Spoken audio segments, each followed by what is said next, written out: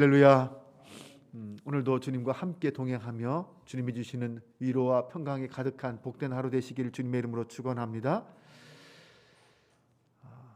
우리가 믿고 섬기는 사랑하는 하나님, 그분은 어떤 분일까요? 우리는 어떤 분을 찬양하고 어떤 분을 예배하는 것일까요? 하나님이 어떤 분인지 깊이 묵상하고 하나님을 더 깊이 알게 되면 우리의 찬양과 우리의 예배는 훨씬 더 깊어질 것입니다. 우리를 향한 하나님의 사랑과 섬김이 무엇인지 알게 되면 우리가 하나님을 사랑하는 것이 훨씬 더 풍성해질 것입니다. 우리가 믿고 섬기는 하나님이 어떤 분인지, 그분이 얼마나 놀랍고 위대한 분인지 오늘 시편 76편을 통해서 함께 살펴보려고 합니다. 오늘 시편 76편은 크게 네 부분으로 나누어서 살펴볼 수 있습니다. 첫 번째 부분이 1절에서 3절입니다. 이 부분은 하나님을 평화의 왕으로 묘사하고 있습니다. 다시 한번 보겠습니다. 하나님은 유다에 알려지셨으며 그의 이름이 이스라엘에 크시도다.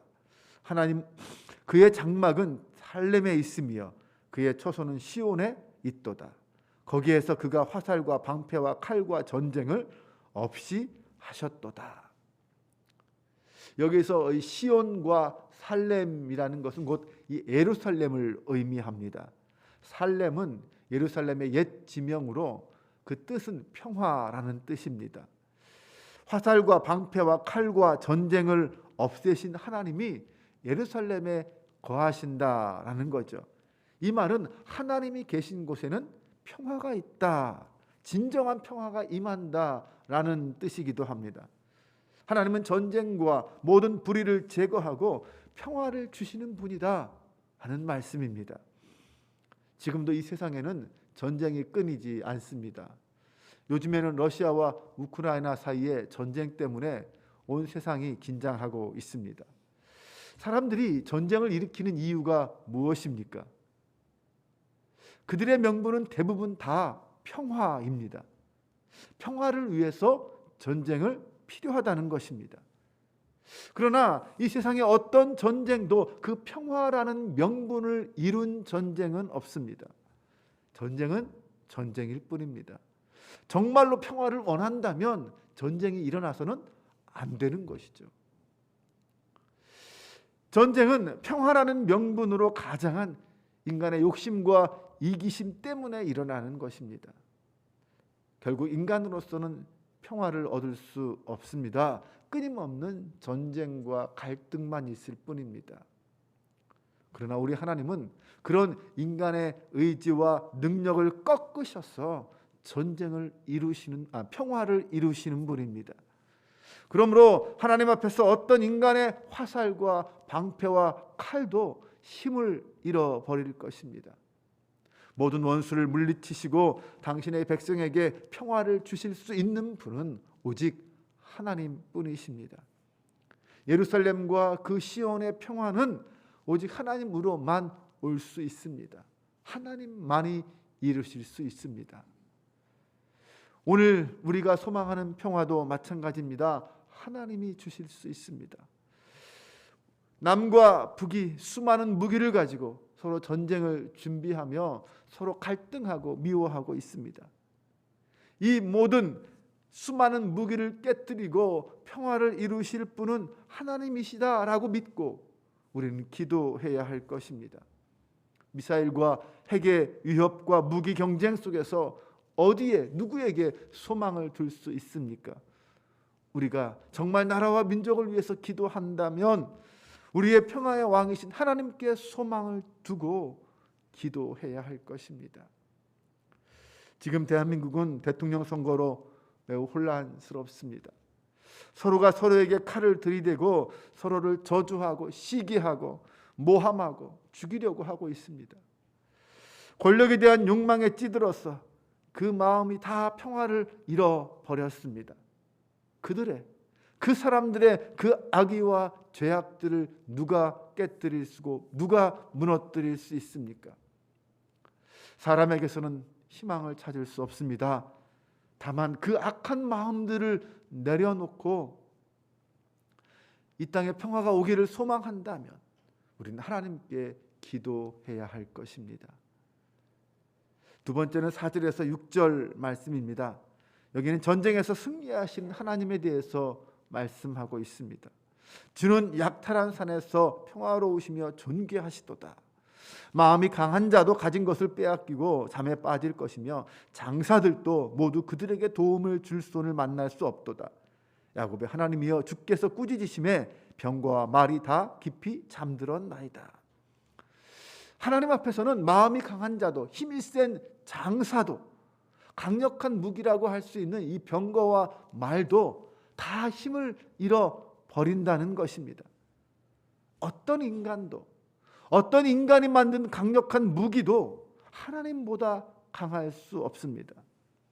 그러므로 우리는 결코 사람을 의지해서는 안 됩니다. 사람이 만든 그 어떤 문명 이기도 어떤 과학기술도 그 무엇도 자랑할 수 없습니다.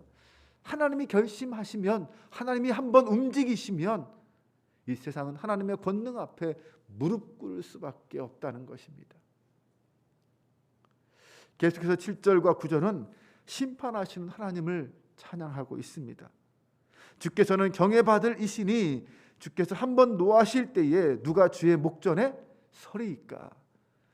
주께서 하늘에서 판결을 선포하심에 땅이 두려워 잠잠하였나니 곧 하나님이 땅의 모든 온유한 자를 구원하시려고 심판하러 일어나신 때로다. 하나님의 노하심과 그 하나님의 심판 앞에서 모든 땅이 두려워하고 잠잠합니다.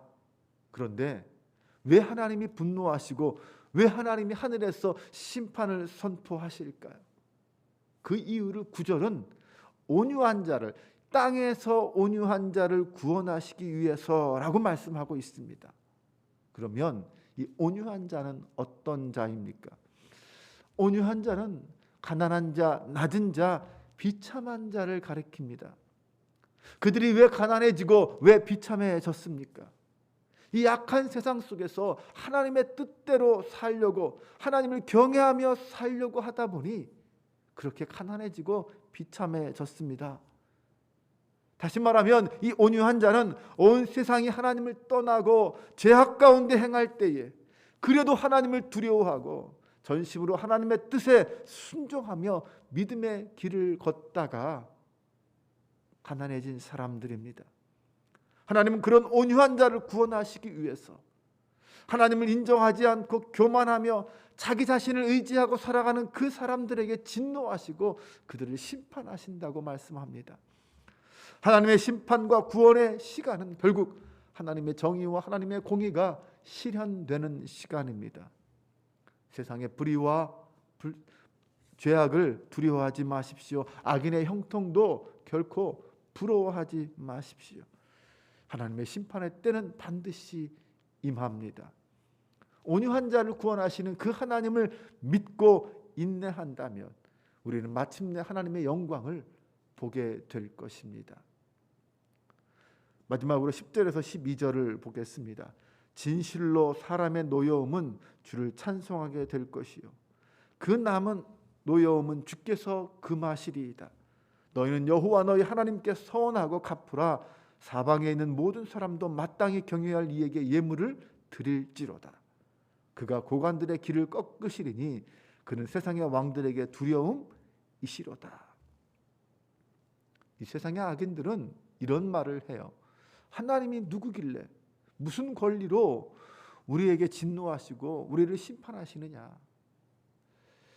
하지만 실제로 하나님이 인간에게 진노하실 권리가 없는 것이 아니라 인간이 하나님 앞에 노여할 권리가 없습니다.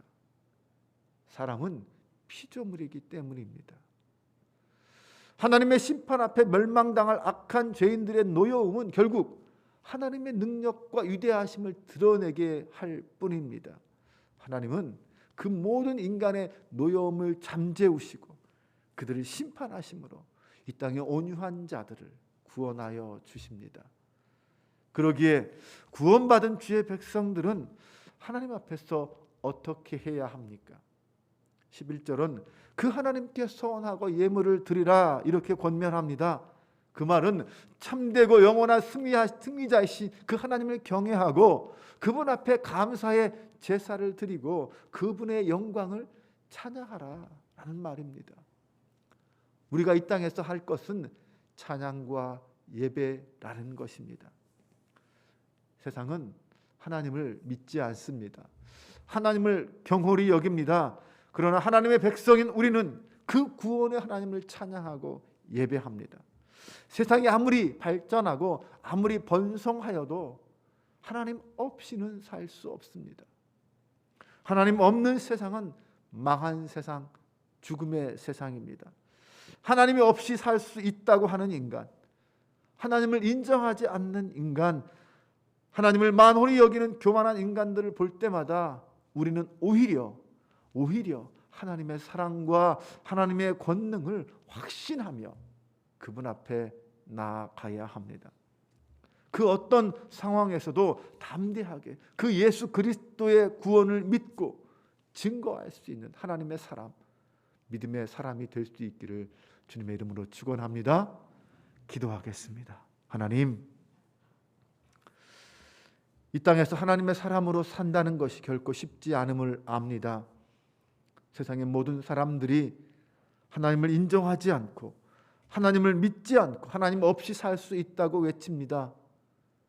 그러나 하나님 앞에 무릎 꿇는 거룩한 백성들, 하나님의 구원의 은혜를 입은 하나님의 사랑을 아는 저희들은 다만 하나님만 찬양하고 경배할 뿐입니다. 결국 하나님의 때가 되었을 때에 세상의 그 모든 악한 죄악들도, 하나님 없이 살 수 있다고 말했던 그 모든 인간들도, 인간이 만든 그 모든 문명도 하나님 앞에 무릎 꿇게 될 것이라고 믿습니다.